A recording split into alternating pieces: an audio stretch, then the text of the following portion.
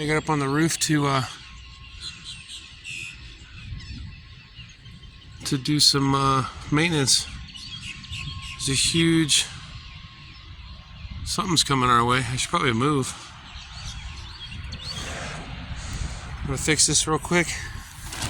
I don't want to breathe that stuff. I was just talking to the neighbor. I mean, he's more accurate on direction than I am, so I'll leave it up to him to call 911, because I don't even know what town we're in or what direction that is. I don't hear any sirens. That's the weird part. But that definitely doesn't look, you know, oh, it's just a smokestack. I don't know. But we're gonna cover this up with the tarp again.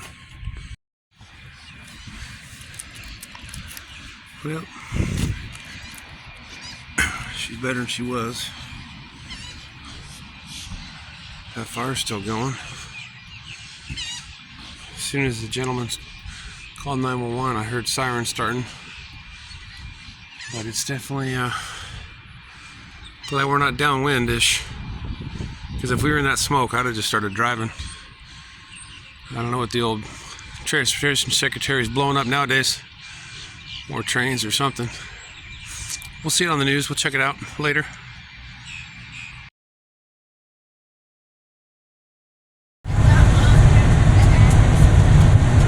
What's going on here? We got chemtrails. They're building, there's one being sprayed right now. Oh my God. They're just doing these strips. You can see there's like these little strips over a certain area. They're cloud seeding? I don't know. What's up with that? You see they've been doing it. When we started driving, there was 4 of them. The one on the far left is the newest, the skinniest. He was just doing it. But why is it just, it's not, they're not writing, they're not words, they're just lines in the sky for these short periods. And like, what is happening? Oh, where'd it go? Oh.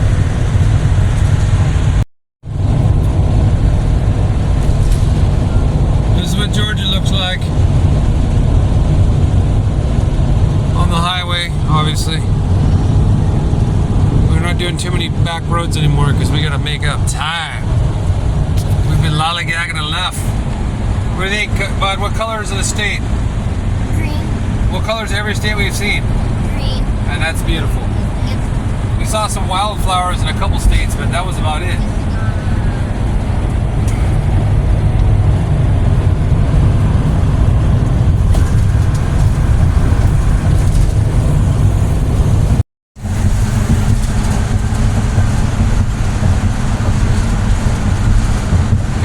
Marshes.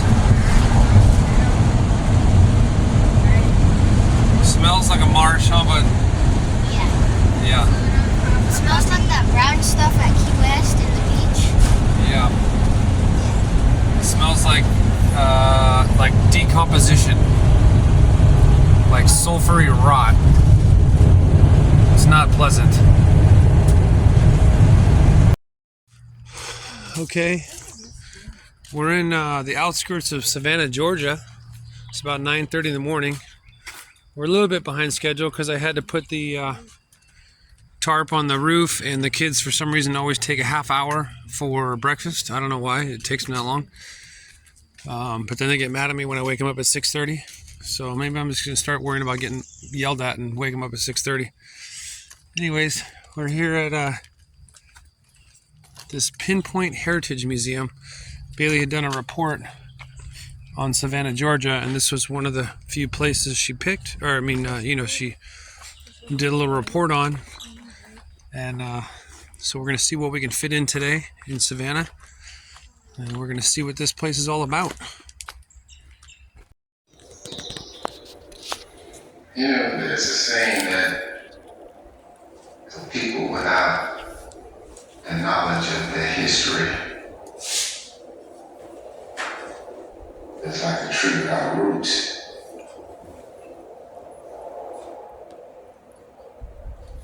We were here. Life passed us by. roads here. Finally, here I am.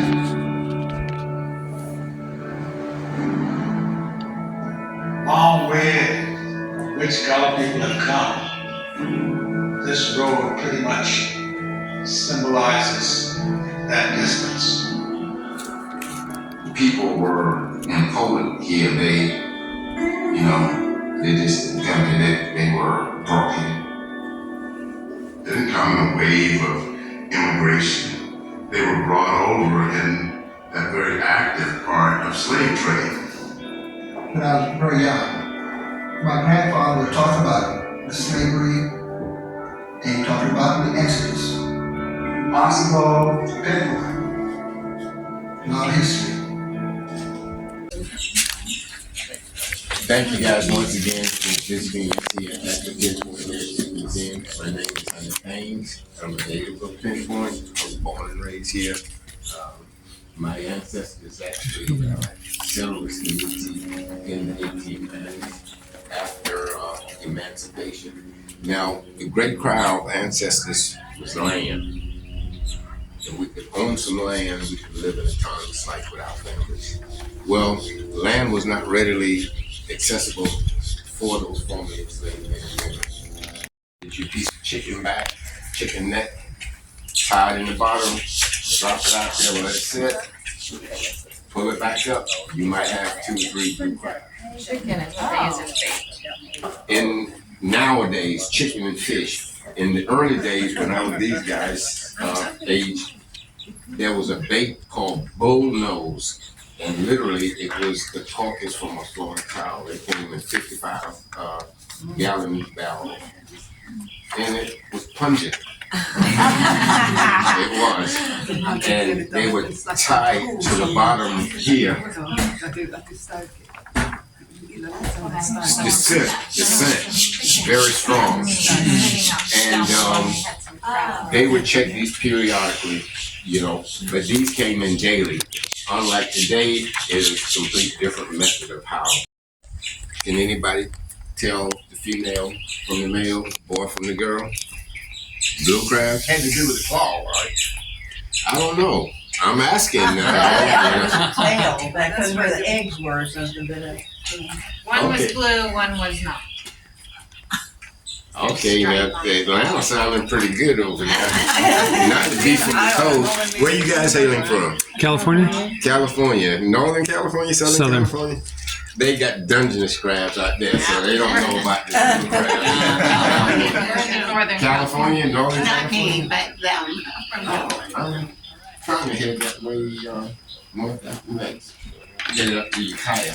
That's waiting. Hopefully I can get up there. Oh. Yeah. But so no blue crab in San Francisco either. Dungeness and all of that. So Atlanta's, and these ladies are from Sweden. So so anybody want to take a guess? Now, like I said, our ancestors had a unique way of identifying. Now, there's the most common way, which this gentleman, well, both of them was talking about the 2 different ways that you can identify the blue crab. He was talking about a claw, and she was talking about an egg sac. So I'm going to reveal to you guys, I'm going to show you a couple of images first. Yeah, you're gonna be surprised when we talk about the eggs. Okay. This is the top of the blue crab. This is how our ancestors would look at this crab and say, this one is the boy, this one is the girl. You guys want to take a guess? Well, males are usually prettier in nature, Okay. as with human. That's a clue. That's a clue. I'm not saying that he's right or wrong. All right. I heard you say something about a claw earlier. I like this guy's. Okay. Where you guys hailing from? Michigan. Michigan. No blue crabs in Michigan either. Okay. Snow crabs. Snow crabs. I don't think so. Let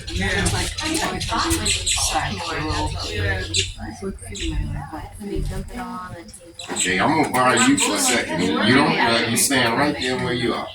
Okay. Oh, Anybody some else? reds too. There's different colors.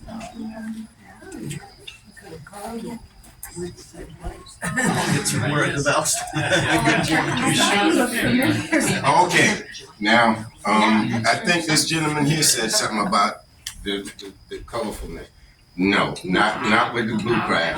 Now, if this was the bird, like that bird that we heard earlier, that was a blackbird, big old blackbird. The male is the prettier one. He's much smaller. He got red wings, red and yellow wings. We call them red-winged blackbird. That's the male. That's the female that's talking now.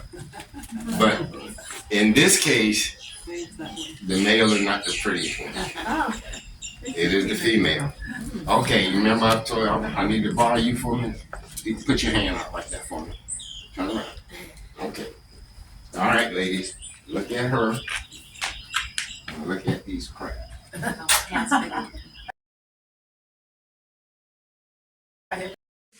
These aren't blue crabs, they're red crabs. They're crabs. Part of California. Obviously, oysters are what we call bivalve filter feeder. They filter 2.5 gallons of water an hour.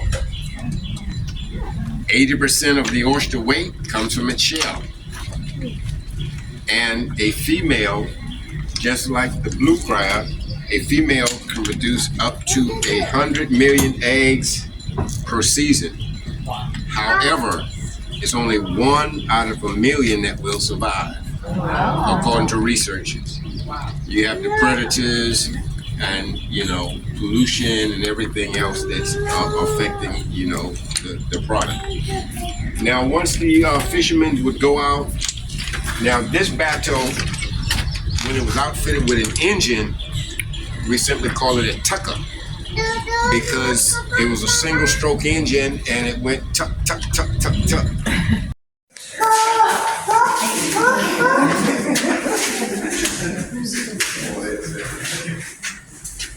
Okay, ladies and gentlemen, you're in the oyster factory. Now, you guys from up north, this place was cold, excruciatingly cold. There was 3 wood-burning potbelly stoves that lined the center. That's how they heated it here. Oystering was a wintertime job.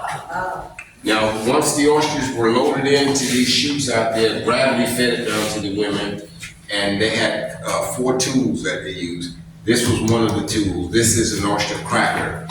And when we walk out the back, we're looking at exhibit, and you see the oyster rake, the oyster rake, the oyster crackers, the oyster knife, and the oyster bucket.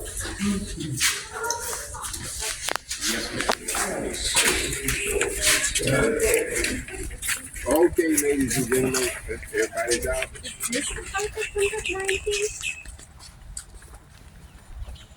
If the tide was up 9 foot today, we wouldn't have been able to stand. Oh, okay. We weren't able to go into the oyster factory. If you look at the concrete blocks here,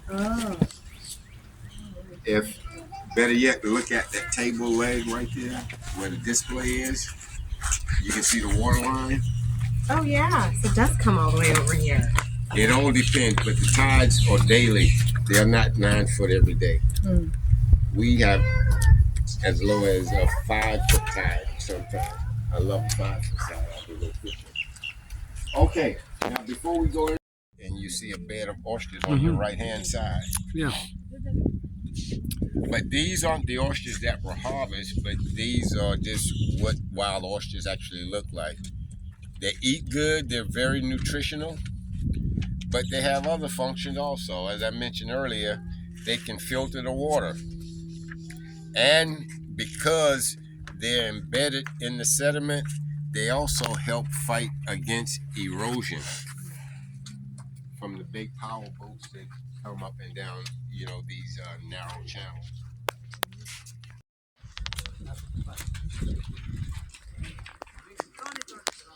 All the oyster shells everywhere. They're all oyster shells. You better say Geechee go. Because in the 17th, 18th century, those same Africans that were brought here They were brought here for their knowledge of the cultivation of rice from the Gold Coast, the Ivory Coast, but it was also known as the Rice Coast. The rice that was grown in Georgia and the Carolinas in the 17th, 18th century was an African-based rice. It was not Thai or European or Asian. It was African. There's a descendant of that rice that's still grown today. It's called Carolina Gold. You can find it anywhere online. Local stores generally don't carry it, but you can find it. It is good rice. It's a short grain rice, and it is African based. But according to most researchers, there were two competing rice growing tribes that were brought here. One was called the Gola, and one was called the Kizzy, Kizzy, and they were competing rice growers. Now, some researchers say that what we know as Geechee are the same Gullahs that were brought here, but they were isolated out on the barrier islands. And living in that complete isolation, or isolation from other blacks, isolation from white people, period. But in that isolation, they were able to maintain and to nurture their African traditions and their African culture. That's where your Geechee and your Gullah people come from. How many seen the movie Glory? Now, why I allude to Glory is that the black soldiers that was in the Union troops that came down to help resettle the Geechees, they couldn't understand what the local people were talking about, unless one of the other guys was translating for them. So generally, the Geechees were referred to those Africans or those Gullahs that remained out here on these barrier islands and lived in complete isolation. And they were able to maintain their African culture and tradition without any outside influences. Rice is the connection. All right, so this morning we just kind of got up and I just started driving kind of. We didn't really do a good morning video, but good morning, it's Saturday. We drove for a couple hours, maybe hour and a half, 2 hours. And we got to this, it's called Pinpoint, Georgia. We just got done with we watched a documentary and we took a tour. What'd you think of it, Bailey? I think it was pretty good. Yeah, like, because here they taught us about, like, how this was, like, the only, like, black-owned, like, property. And since it was right near a marsh with a bunch of oysters and crabs and stuff, they, created an oyster and crab factory. Yeah. And yeah, I think. Yeah, it was, the history of it was, he was saying that these are, that the people in this area were slaves back in the day from West Africa, and they were brought here to, be slaves. They were brought here because they were specifically purchased because they knew how to farm rice, and they also knew how to make concrete of back in the day. It was called tabby, I think he said, because they could grind up the oyster shells and burn it, and they do, I don't know, he didn't know the chemical process of it, but they could make concrete-ish material. So they were specifically brought for their knowledge. They were slaves, and then at the time of emancipation, they were all freed, and then they worked on a neighboring island, and they were paid. And he said, he was telling us that what's special about this place is all the freed men worked on that island. Had a bunch of them, the males had saved up all their money, and they were able to buy this land that we're on right now. He didn't say how many acres, but it was a good amount of land, and they were able to buy it, and they started their own. Now, back in the day, there's houses all around here now. He was even saying some of the properties go for $1 million. But back then, it was just, they were their own little black community. They bought the land, and they started their own business of crabbing and shrimping and oystering. And he said it was a pretty good profitable business. from 1890 all the way to 1985. So is when it finally, for whatever reason, went out of business. But so for a long time they were self-sufficient. They had their own, they did their own hunting and gathering and then selling their crabs and stuff, and yeah, it was pretty cool. What'd you gather from it, Coop? It was good. Like, it was fine. But if I had to choose a job, I would probably pick the one where you smash crabs. Like the crabs come down like the chute, That little chute. and then you like Those lift are up. oysters. Those are Oh oysters. yeah, oysters. Then But, you like smash it.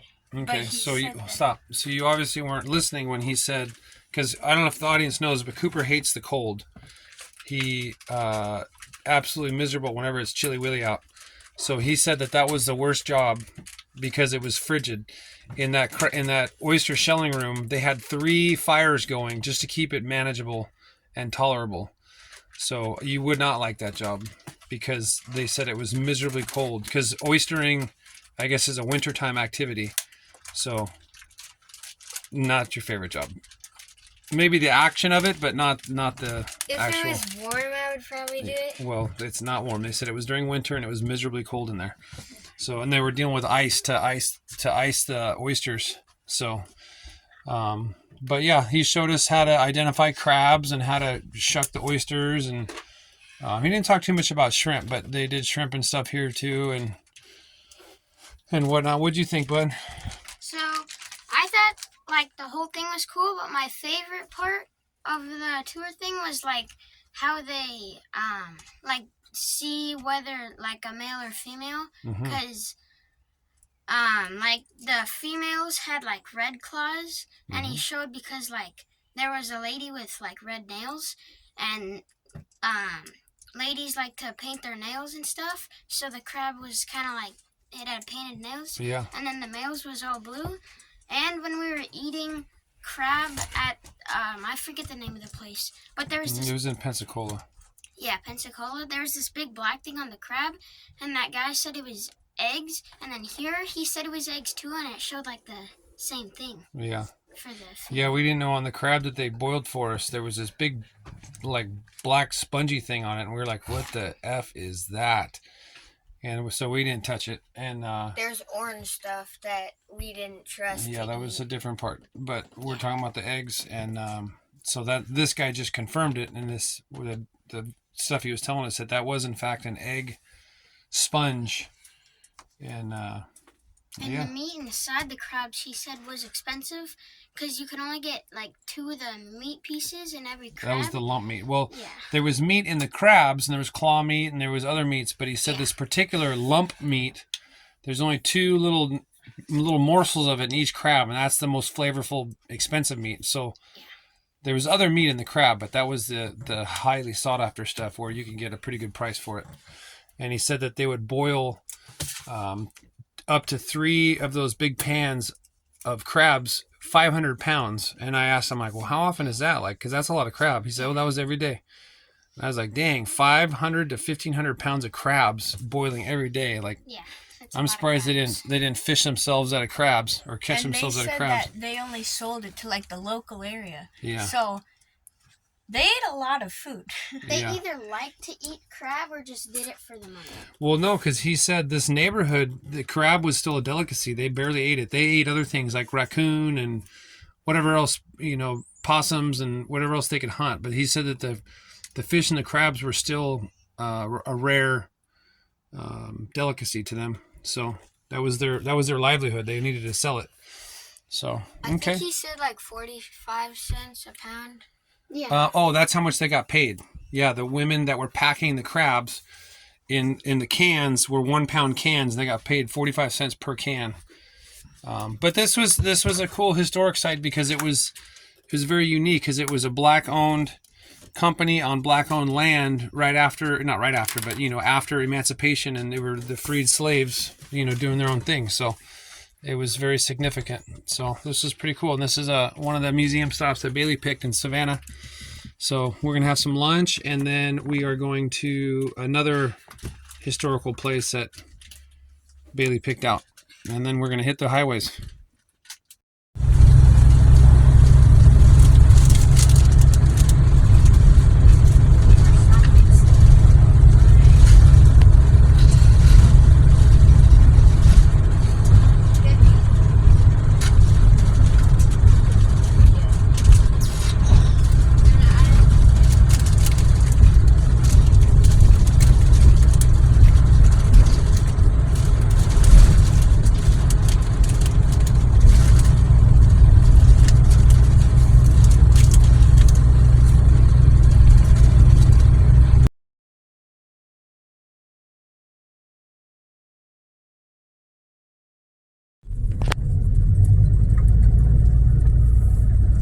How's this for an entryway?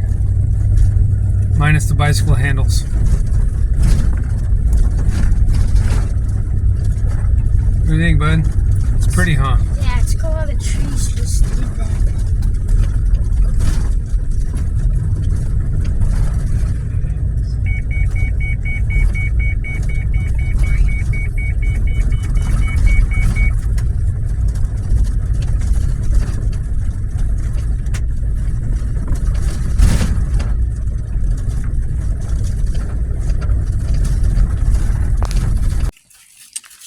Okay, so we just left the museum, and I have to distill and give a synopsis to the children, because even for me, it's a lot of stuff to. Do I really care to read it all? You know. But so, guys, what this place was a an English colony of sorts. It was a 500-acre. What is this?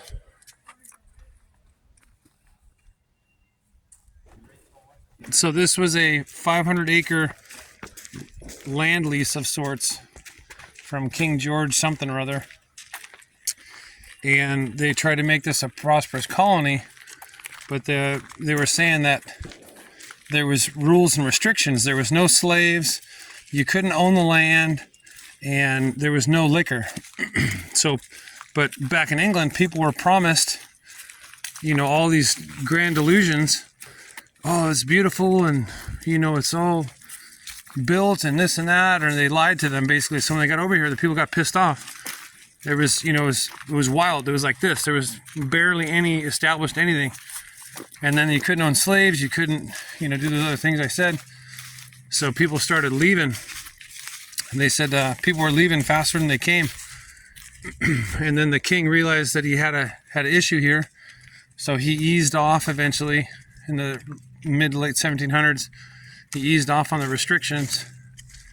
You could own slaves now, and you could own, or you could import liquor and rum. So people started staying, and the population grew quite a bit. But the other thing is this was Spanish territory. So the Spaniards owned a lot of, or you know, they quote unquote owned, right? A lot of the coast here. So this place had to defend.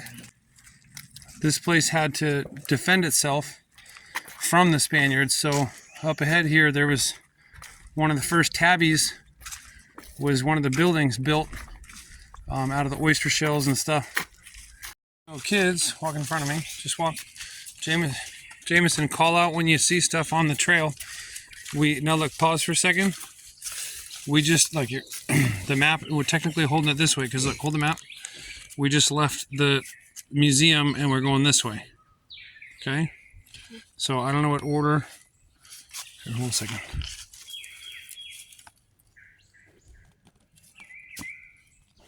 Okay, maybe we should go. There was one. There's two. Two's there. 3, 4. Okay, so maybe we'll go the other way. So this is the remains of one of the first tabby buildings that they said they built. And they patrolled these marshes out here, whatever the guy's name was, you know, I'm sure on the pictures I have it, but they would patrol these areas to keep the Spanish out. Guys, I'm, again, still talking to you. I'm talking to the video, but you're supposed to be near me so you can hear this. So this was the fort of sorts, and they would have little patrols to keep an eye on the old Spanish, the tricksters, and to keep this place an English colony, and I suppose battle if they needed to. But you can kind of see, if we zoom in, they didn't do too good of a job of grinding the oyster shells, but still standing here from the 1700s, mid 1700s. So pretty good. But you can see it was a pretty good sized building. What if it's the world's strongest wall? I don't think so, or we would still be constructing that way. We would still be building it that way. But they said this was a popular building construction method because near the air or near the swamps and the sea and stuff, it lasted a lot longer than wood structures.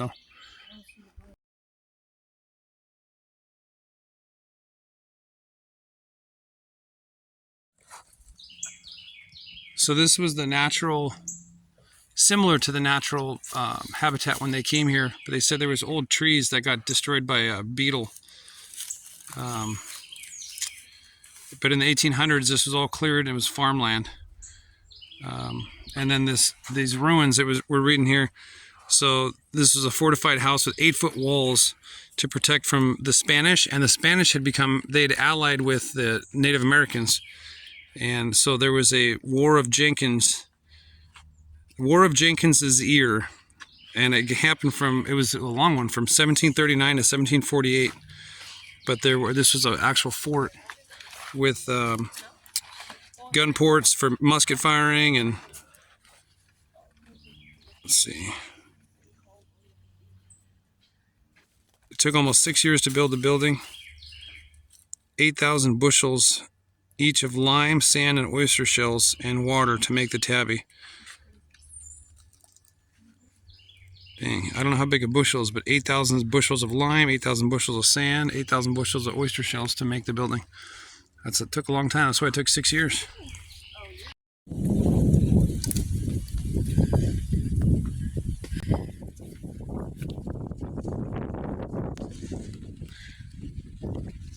The man at the pinpoint had said that these marshes, so there's the main river out there, but these marshes you can see are kind of dry or muddy. He said the tide average, it'll go anywhere from a foot to 5 feet, but sometimes as high as a 9-foot tide.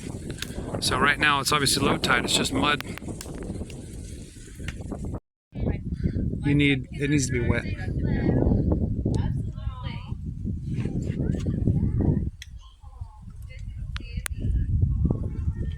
What do you think? Pretty? Yeah. No? A little. Really. Not pretty? I mean, it's nice looking, but it ain't like beautiful. Yeah, I think it's pretty. The green and like It's a different type. Yeah, there you go. it's like green and like brownish out there, and it kind of makes it look like a purple.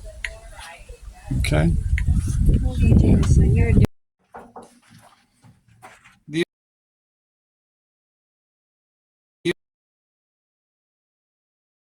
Old wattle and daub method. Here we go. What do you guys think? Want to live here? This is a house. If it rains, it's gonna mess up the wood. Dirt floor. Well, no, there's a roof above us. You notice this is the second floor.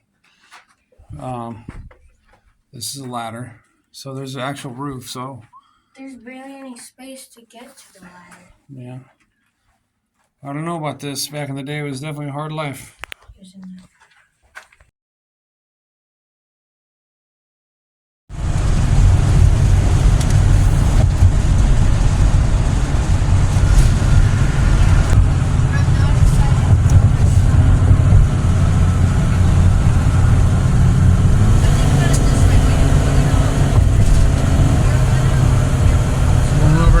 There's Savannah. Say bye, Savannah.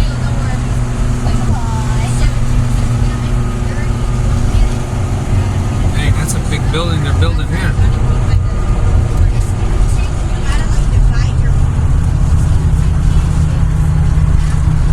Look out the window. There's the port, the Georgia port.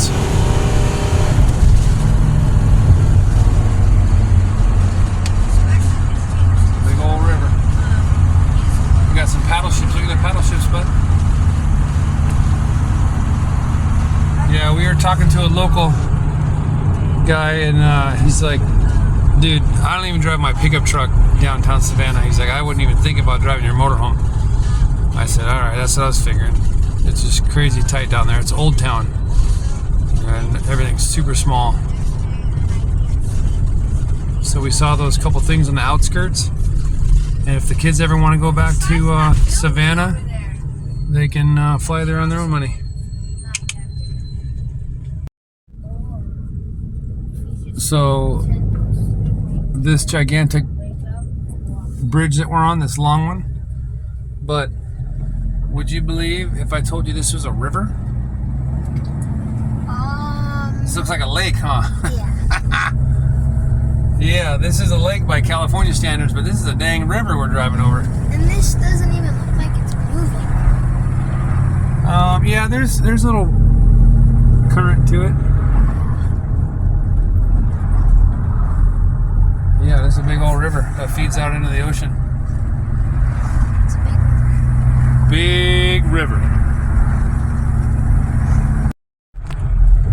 I'll look it up in a second, but we are about to cross. This is the other side of the river. We're South Carolina state line. I didn't realize we were already here. Guys, we're in South Carolina. Welcome to South Carolina.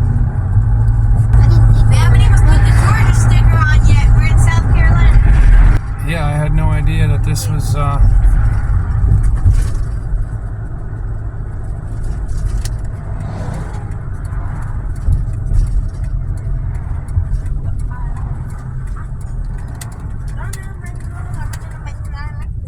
well, at least they have a turnout for us. But I don't mean to be a negative Nancy, but what an unimpressive welcome sign. Smiling faces and beautiful places. All right, we're gonna hop out and take a picture. Okay, well while we're pulled over and there's traffic anyways on the side of this highway, I had no idea that we were that close. I didn't even pay attention. We just left Savannah. We didn't go through city proper. We were on the outskirts of the two museums, and then we just came over, and I said, holy cow, there's a state line. So while we have a decent place to pull over, we're gonna put Georgia on, of course, because we just left Georgia, and South Carolina because we are in South Carolina now. Okay, hold on a second. I'm gonna get the. Okay, so we're on the side of the highway. These people are gonna get a live view of us putting the states on. All right, so James's gonna do Georgia. Now Georgia was quick because last night we drove through Jacksonville and we ended up, I forget where, but see, we're just going through this little sliver of Georgia here. And then we're gonna drive all the way through the big fat part of South Carolina. And then about halfway up North Carolina, and then we're gonna start cutting back on the 40. Anyway, so we're gonna do Georgia, South Carolina right now. All right, Mr. Jameson, what's it look like? All right, that's cool. 10,000 touches. Okay.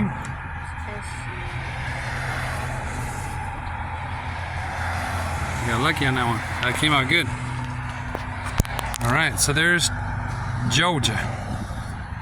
I don't know what it says, but it says it. All right. Okay. That one. There's South Carolina. Looks like a palm tree and a moon of some sort. All right. Let's see what's happening here. Okay. Yep.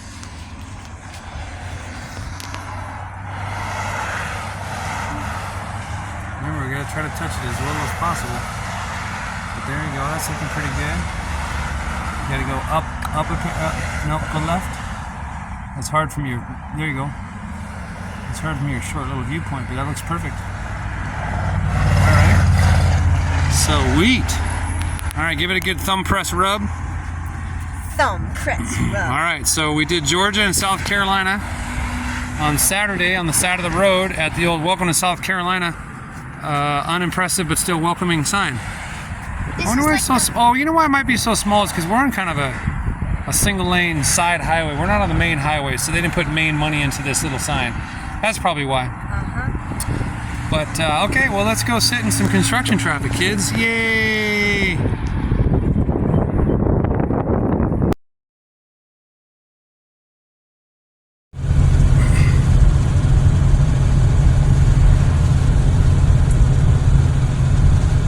We're just doing some country highway driving in South Carolina. What color is it, bud? More green. More green. Still pretty. It's a little more woodsy already. We've seen some marshes and some swamps, but we're in like the woodsy area. We just got in, you know, like maybe a half hour ago, we just got out of that construction traffic, so we're not too deep. But this is it. Woodsy. At least the part that we're in.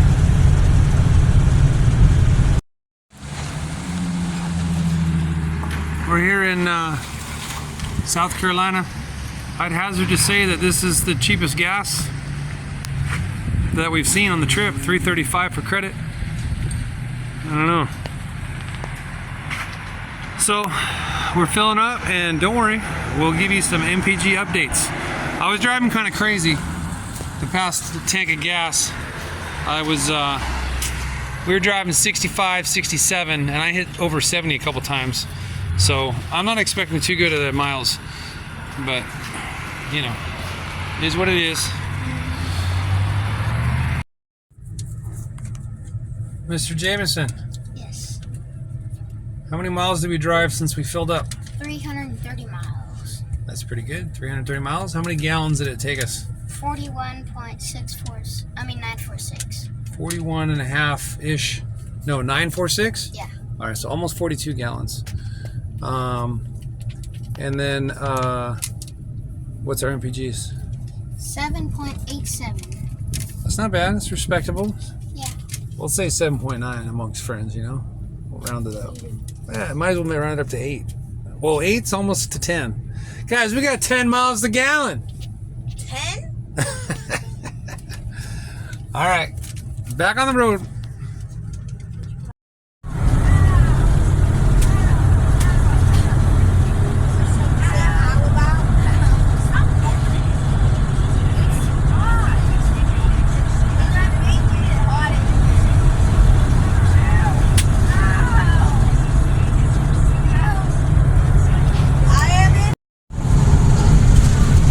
We're in the kind of marshlands of South Carolina.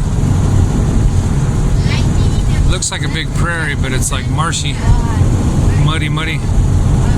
And this is another river. Well, I don't think, I'm sorry, not a river, but I think it's, I'd have to look on the map, but it's like an inlet to the ocean. Yeah, so it's not a river. This one's like a, it's not quite a gulf. It's like a salty ocean river, because it's the same width. It's pretty fat. The whole way. And then surrounded by marshy marsh. It's pretty though.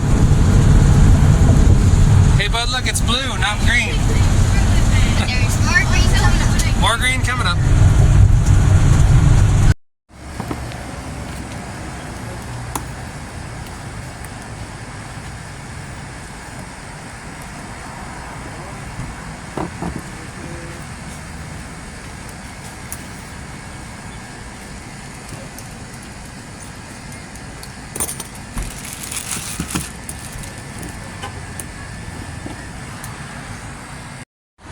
We just stopped at this roadside Highway 21 seafood. They got all fresh catch. The truck just pulled up with some crabs, and the guy just helped us out. So we have garlic shrimp.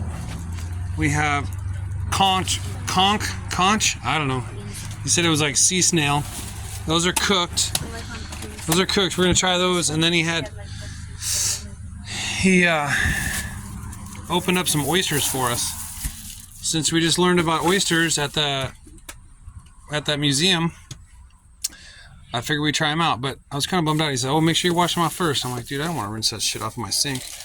But he at least cracked them open for us, so let's see. Okay, there's the tramp. And there's the sea snail conch. Okay, grab a fork, grab a bite of the sea slug and go, hold on, one by one. I want to film your reaction. I don't know if it's going to be good. It might be good. I don't know, but I want to capture a genuine reaction. He said he loves them. Chewy. But not. Oh, it's spicy too. Oh, is it spicy? Mm-hmm. All right. Okay, Coop.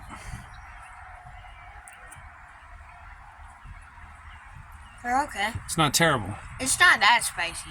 Okay. It's like mild hot sauce. It's like eating an extra tender mushroom. Yeah, it's not bad, but it's not the best. All right. Hold on a second.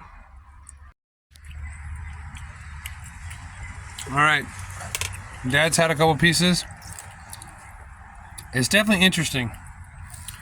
Definitely has an interesting texture. Flavor's good. Bailey had a good point about she doesn't know if it's good. What did you say about not knowing? I can't tell if it's the best part on not knowing what part of the snail this is or the worst part. Like, Yeah. I think it's just the whole snail. It's like a giant mussel, right? so then everything's in that snail? Everything what? So like everything is in this piece here? Yeah. I think it's the same whether it's I'm gonna bite one in half. well, it's cut in pieces. It's gonna look the same. All right. Well, this is your dinner, so. Ha! I can't wait for the oysters. Okay, I just had a shrimp. It was good, but we're not gonna eat those right now because it's a lot of work to de-shell, de-leggy, and de-vein the intestine, and that's gonna be messy. So we're not gonna eat these right now, but we're gonna go rinse off some oysters. All right, we got these oysters. That's what they did at that museum, right? Oysters? Yeah. Okay. Okay, turn the water on, Bailey. Cooper, back up. Not so much, Bailey. Turn it off. Okay, turn it off. Okay. Bailey, come over here. Yeah. Hold the camera.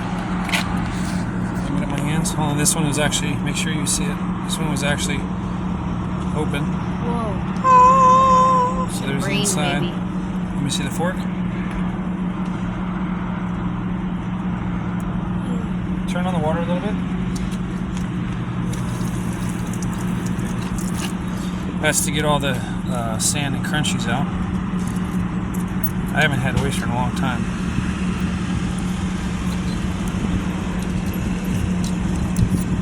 There we go.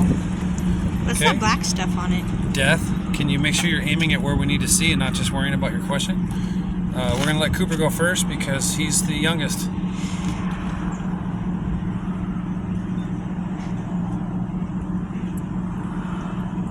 Slimy. All right. All right, hit stop. Because it's your turn. Okay, From the is it youngest to the video? youngest. Yeah, it is. Okay. A minute to this.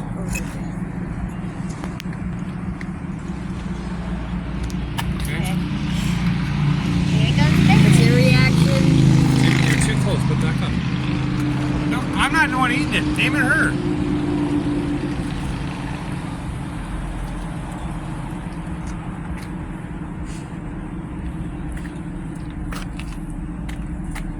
That one did have a lot.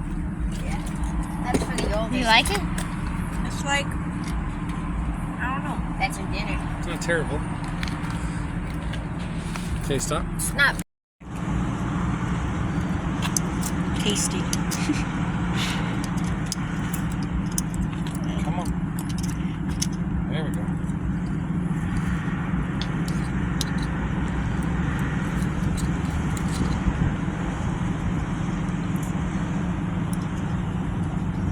Okay. You see it, Bailey? Yeah, well, yeah.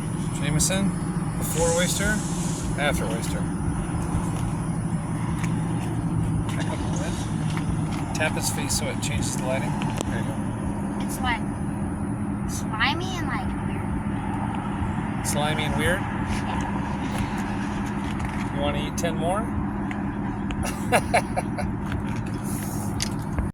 Twice now, and it's not really our thing. So, the kids, what do you think about the oyster? Slimy, kind of weird? Yeah. Yeah. And the taste wasn't the best. They didn't like it that much, so we ended up giving them to a gentleman that was buying some stuff. Bailey says that she would rather eat potato salad while eating a banana and playing disc golf. She would rather do that than eat that stuff again. What do you think about that? I don't know.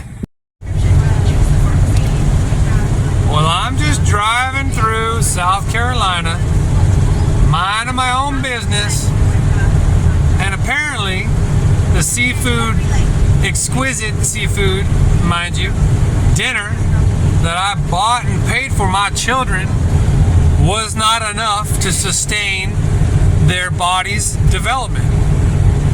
So they, this one included, are about to have a mutiny on my ship, saying feed us or free us. So I'm debating on just letting them go. I'd be a lighter rig, better fuel economy, and less mouths to feed. So I don't think they realize what they bit off, because they might be walking. No walking or walking? No, Oh, okay, so you're full now. I'm not full, but I don't want to walk. Well, enjoy the drive, children. Let the thoughts of Del Taco fill your stomachs. Well, we decided to try something different today. Man, I bet you if you said this in California, you'd be murdered for racism or something. But we're at Bojangles, famous chicken and biscuits. That's what we got. 4 deluxe. And we have never heard of this. So we asked her, she said it's like a Mr. Pibb. So we tried a little bit, or I tried a little bit. It was pretty good, so we're gonna drink that tonight. But check this out. We've never seen Mountain Dew Southern Shock. I'd get it for the kids, except it's a little bit late in the day. They're gonna be up till midnight doing the do.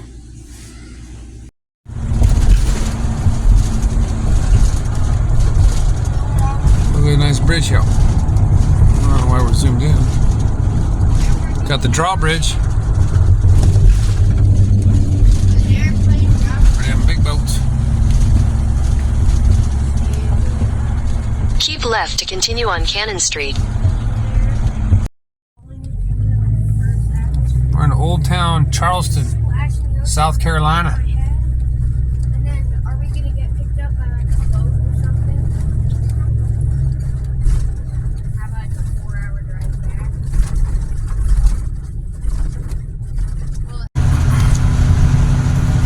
Here comes the bridge.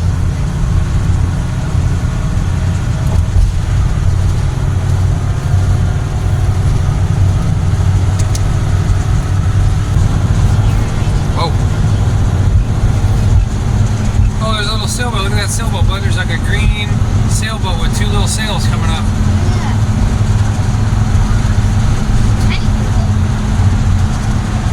That's a cool looking one. Wow, that's cool. So you got them harbors there.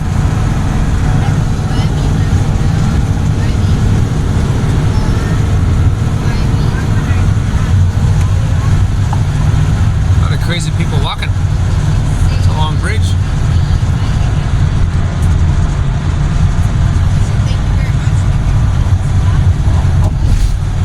Oh, there's that aircraft carrier. I was telling the kids that that aircraft carrier was on our itinerary, but we're trying to make up time. And I mean, you know, how many Navy ships and aircraft carriers do you have to see? You know, I mean, I'd like to see them all, but when you're behind schedule, we've already seen 2 or 3. Plus the other ones just in our normal life, we've seen 2 or 3. You know, you've seen one, you've seen them all. But we're making up time. Happy Saturday night, you wild and crazy kids. I don't know. What's the say with the 15th, 14th, 15th? I don't know. Saturday. I know for a fact it's Saturday. We need one of those retiree clocks with the old people have that where it just says the days of the week. No one cares. It just said, oh, today's Tuesday. Shit. All right, I didn't know. Oh, today's Saturday. Oh, it all blends together when you're retired. But so today we woke up in the old pinball parking lot, and that was uneventful. I took the opportunity to fix well, not fix, but put another layer of protection on the vent. What is that? It's the semi-truck. Oh, the semi-truck just turned on. Sounds like a helicopter is about to take God off. dang, that was crazy loud. So I fixed the roof vent, and then we saw that big smoky fire. And then we hit the road. We drove for, I think it was an hour and a half or so, and got to the first destination, which Savannah, Georgia. We couldn't really fit the motorhome in the town, the old town Savannah, where we had a couple pins of things to see, but I didn't want to deal with the small town roads, and like I said earlier, even a local guy said, dude, I don't even drive my truck there. So I was like, all right. And the problem is finding parking lots where I can even just park this thing. And then, you know, it's not too big a deal, but then you have to Uber everywhere, and I don't know. We had bad taste in my mouth the last time we Ubered. But so we just saw those two things on the perimeter of Savannah, and then before we knew it, shoot, lickety split, we were in South Carolina. And then so that was quick and unexpected. We And actually put the sticker on right when we got in. yeah, remember, you got to be a little bit louder because we got that semi. Shut that window behind you, just for the time being. No, he does. Okay. Cooper, shut that window too.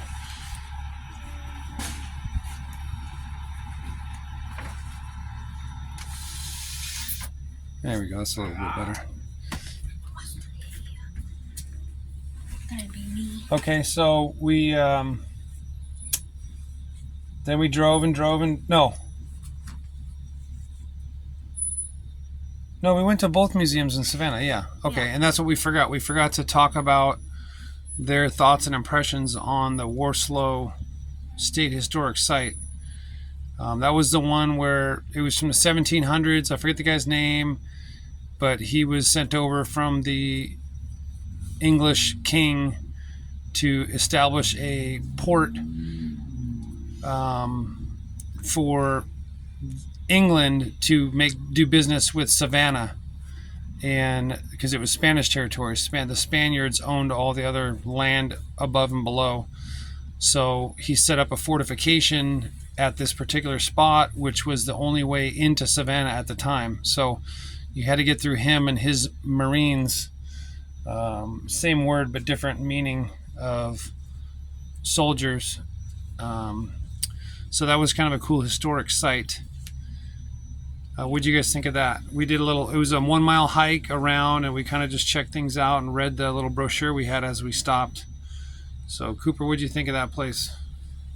It was cool. I liked on when they there's this area with a few walls that were broken with the oyster shells in them, and also I learned that the Spanish moss grows only on the Gulf of Mexico, and it's called tree hair, and it's an air plant. It's an air plant. Now I know it said Gulf of Mexico, but we're on the Atlantic side now, so I think it's just this general swampy area. But yeah, it did say that, but we're clearly we were in Georgia at the time, which is not in the Gulf of Mexico. And it's an air plant. Do you remember what that means? It could grow without roots or anything. It just grows on something. It just collects the moisture in the air and the sun, and it grows. Yeah, that's the Spanish moss, which they named it that because it looked like the beards of the old Spaniards, the goatees and stuff. What about you, Miss Bailey? What did you think was interesting? Or we saw the blacksmith area, and then we saw their old housing. We went in the little old house for a bit, and then we saw the ruins of the big fort. I don't know what else. Natural stuff, marshes, and The old house back then, the old house that we saw was kind of nice for back then. For back then, yeah. I think it was all pretty cool, but I just like the fact where like he went there, realized that there was nothing, and instead of telling people that there was nothing there and he needed like big strong people to help like start the colony, he just said that everything was like real nice and there was like all this nice stuff there, and which brought a bunch of people. Yeah. I don't know if it was him. I know what you're saying, but I don't know if it was him specifically because he was there forever. But you're talking about like the salespeople, so to say. There was people that back in England said, "Oh yeah, we have this colony. It's great." So it wasn't him particularly, but yeah. And then like they kind of lied to him. got there, and then everyone left, and so yeah. it's kind of. Well, they partly left because the king had imposed some at the time rules that nobody wanted. They wanted slaves. They wanted the labor that they provided. They wanted liquor, and the king wanted them not to have that. So. Anyways, yeah, that was interesting. Even back then, people were shady and shisty and liars. So it's human nature, unfortunately. What about you, bud? I like the oyster shell walls too, because like that was like a lot of oyster shells, which meant the Spanish people, they ate like no, it was the tons. Native Americans. Oh yeah, the Native Americans, which like they ate like tons and tons of well, yeah, oysters. they said, so what Jameson's talking about, I don't know if we talked about it earlier, but because the Native Americans obviously lived there before, the Spaniards and the English and all them showed up, and they had been eating oysters for, however long they've been around, thousands of years, I don't know, but they were saying that there was just piles, when the English arrived in the 1700s, there was just mounds after mounds after mounds of oyster shells. And for whatever reason, the Native Americans never were inventive enough or creative enough to do anything other than, live off the land. When white man came, they said, "Holy crap, look at all this stuff." I don't know if it was a white man from England or Spaniards, but they had known that there was, if you cooked the oyster shells in a kiln, which is like a really hot oven, it somehow, I forget, but it turned it into like lime, which is a key ingredient in concrete. So you'd mix that with when you'd grind them up. So you cook them, grind them up, mix them with sand and water and mud or something like that, and it made that concrete for the tabby houses. But it didn't. So the oyster shells didn't look too ground up because you could still see like full pieces. Maybe they threw in like whole chunks to like give it some like some kind of texture. Yeah, I don't know. But so that's what he's talking about is, so there was however many decades and centuries of the Native Americans just making piles of clam shells or oyster shells or whatever they were, and then when the other people showed up, we're like, "Dude, what do you guys got these giant piles of stuff? These are good for this, this, and this." And so that's how they were able to make not just that one building, but all sorts of buildings in the area, because they had these giant stockpiles of oyster shells. And then on the tour in the morning with that tour guide, he actually told us something interesting that we didn't know, was for oysters to grow, they grow on the shells of deceased oysters. So the people at the blacks that lived at Pinpoint had known this, and so when they ate oysters, they would recycle the shells. They wouldn't like throw them away or discard them. They knew they had to throw them back in the water, disperse them and spread them out, because for the microscopic oyster, egg or seed or whatever it was to grow, it had to attach to an oyster shell. So anyway, at the oyster farm, they used that. They recycled the shells back into the water, which is another thing that the natives, I guess, didn't know or didn't learn, or I don't know. It's not a negative thing, but I find it interesting that like they never really advanced as a civilization or progressed. I don't know if they just didn't have thinkers. They were always smoking the peace pipe or what, but they definitely didn't invent very many things back in the day, which I was telling the kids, right, wrong, or indifferent. That's why when the white man came, we thought, I say we because we were white, but they thought they were superior. It was like, look at these savages. They've lived here for thousands of years and they still, wear loincloths and live in teepees, and they travel like nomads. So it was just a natural inclination to think like we must have bigger brains than them, or we must be smarter, because the English at that time had, firearms and metalworks and all sorts of industries and factories, and it was still old school back in the 1700s, but a lot more advanced than the natives.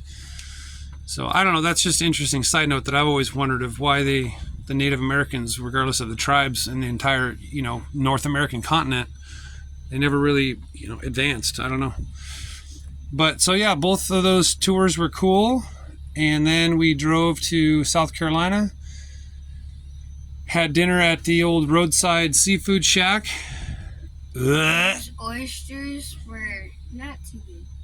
They were like slimy, and they didn't taste good. Yeah. I think a lot of times people eat oysters with like a hot sauce, almost like a what's that sauce? Cocktail sauce that you eat like shrimp with. Anyways, yeah. But that other snail stuff was good. Yeah, snail stuff was good. It was like mild hot sauce. Yeah. It's kind of like just flavorful hot sauce. But that was good. And then we just drove. We drove and drove and drove. And then we went to Bojangles. And I didn't video it or comment on it, but that place, holy crap. That took way longer than fast food should take. We were there for like a half an hour waiting for them to get our order. And it was wrong, and anyways, that was definitely a time hit on that place. And then we just drove and drove and drove, and now we're at a Walmart. We just got some stuff from Walmart, and tomorrow we're gonna wake up at the butt crack of dawn. We're waking up at 5:30 a.m. to get to the state beach by 6 when the gates open, so we can get parking with this giant rig. And then we're going to hang out at Myrtle Beach tomorrow for about a half a day, and then around lunch fold up and then start heading to our next destination. The road. So I don't know. I don't think we're going to make it, but either way, I need to see it. By tomorrow, we should reach Mom's house. Okay. So is there anything else that we need to talk about, or I think that was it. We just drove a lot today. We drove like an hour and a half in the morning, and then after the 2 museums, we drove for about 5 hours. Random odd stops here and there for stretching and breaks and stuff, but I think that's it. Yeah. Okay, well, talk to you guys later. Bye. Bye, future. Say goodbye to your future selves when you're going to watch us in 10, 20 years. Bye, 15-year-old Cooper. That's only in a couple years. Bye, 25-year-old Cooper. Okay. Bye. Bye. Bye. How old of a Bailey are we talking to? If he's like 25, then I'm No, probably just any number. You don't have to watch it at the same time he does. 80. probably will forget about it by then. I don't know, like 20, I guess. 20. Bye, 20-year-old Bailey. I'll say bye, 28. 28-year-old Jameson. Man, by 28, you're going to have kids and have a career, and you're going to watch us and go, oh man, I miss those simple days before we had jobs and bills. And yeah, sure, Dad, yelled at us because we were borderline, I can't say the R word on camera, but retarded. Definitely a little slow in the thought process. Man, I miss those days. But anyways, all right, bye everybody. Bye. All right, this day in history, we started off in Brunswick at the Pinball Palace, started heading north up to Savannah. We were on the, like I said, there's downtown Savannah, but we were on the outskirts here. If you look at the blown up view of Savannah, we took this highway, and then down here just in this gray area was Pinpoint, that first museum, and then up here on Ferguson right here is that Wormslow. That's the second museum. We went to the 2 right there next to each other, and then drove kind of around downtown Savannah. And then right across the river, here's South Carolina.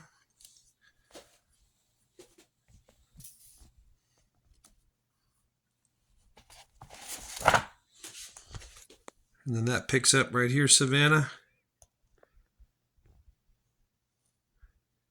Came across. Here in Burton, right about where this number 31 was, is the roadside seafood shop that we ate at. Then we cruised all the back roads through Charleston. I had a couple spots I wanted to stop in Charleston, but we didn't have, it was in the evening, so a lot of stuff was closed. There was another Hunley Museum, that submarine I wanted to go to, but we'd already seen it in 2 other museums in the trip unexpectedly, so I felt okay bypassing that.